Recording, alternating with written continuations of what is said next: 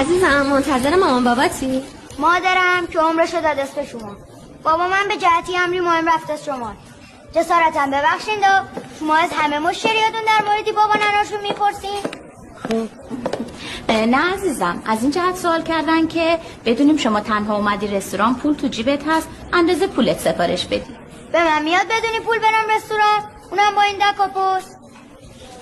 بابا حاجتم میگفت دوری پول ادا کشی ماست بنداز. کش میشسبت به پول، موقع خرج کردن سختت میشه پول ادا در بیاری. اون وقت کمتر خرج میکنی. ماشاءالله. منو بدین خدمت آقا. بفرمایید.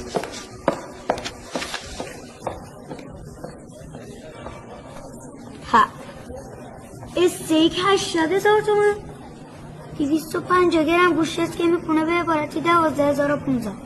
سیب زمینی و مخلفاتم فوقش 2,15. تاش 15.